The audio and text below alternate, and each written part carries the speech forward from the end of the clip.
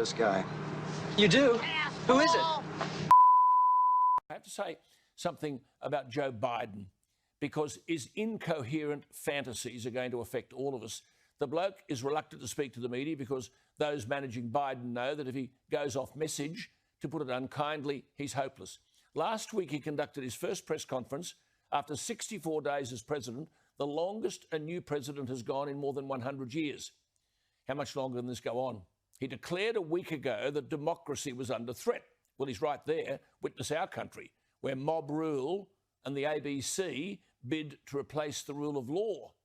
But if democracy is under threat, which it is even in our country, that threat's not going to be averted with the leader of the world's democracies, incoherent, having to be propped up physically and intellectually. Now, have a look at Biden stumbling a fortnight ago while walking up the steps of Air Force One.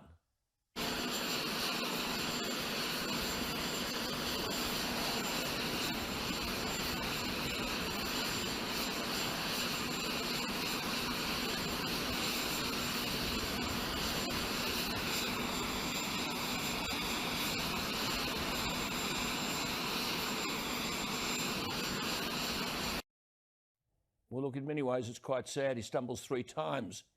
Trump talks about media bias and that in relation to Biden, quote, the press protect him.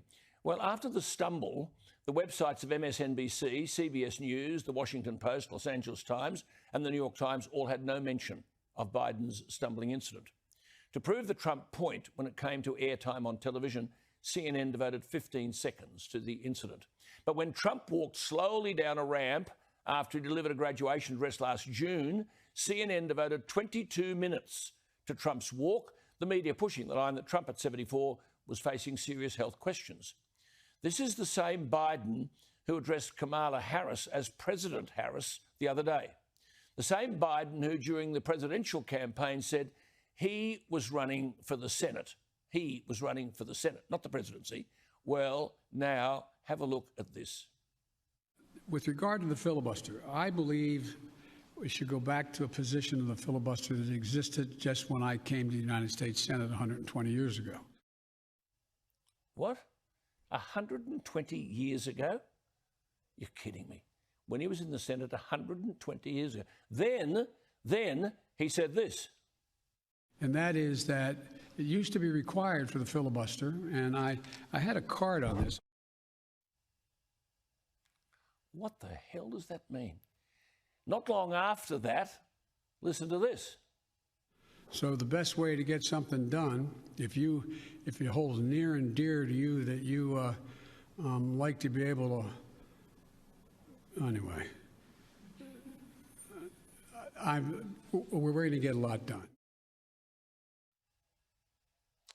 What? I mean, this is the President of the United States of America who's illiterate, incoherent, cognitively deficient, and the leader of the Western world. It is an insult to those who fought for democracy. What must Hillary Clinton be thinking? The leading female Democrat of her time. This bloke got the gig, she missed out. It is no longer a joke, though. The real tragedy is if Biden goes, Kamala Harris gets the gig. This is the woman who's been sent to deal with the Mexican border crisis.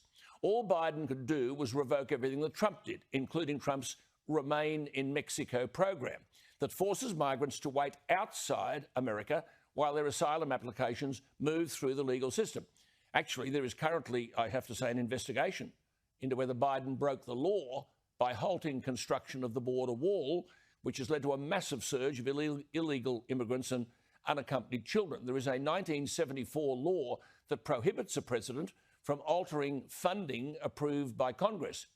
But now, having created the mess, letting millions roll into America, Biden has thrown his Homeland Security Secretary under a bus and sent in Kamala Harris.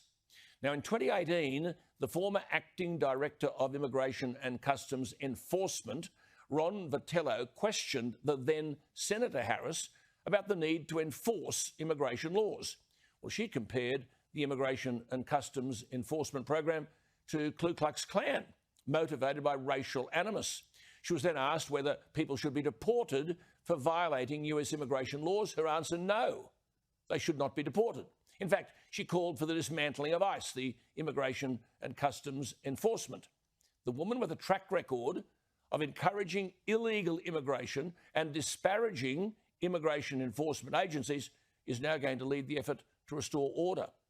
And she could be the next president. It would be comical if it weren't so serious. Today, now remember, this is everything that Donald Trump warned American voters about. Joe Biden has unveiled a US $2 trillion infrastructure plan overnight. It's a massive climate change manifesto. This has implications for us.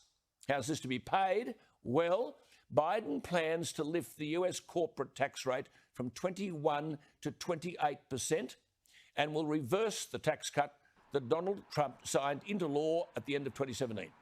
Now, as Trump warned the American people, now it's happening, tax increases, and here they come.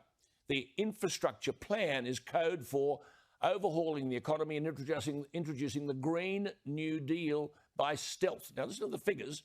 The proposal includes $230 billion to build 500,000 electric vehicle chargers by 2030, the expansion of tax credits for clean energy generation and storage, and US $10 billion to launch a climate conservation corps to employ people to, quote, boost climate resilience, unquote.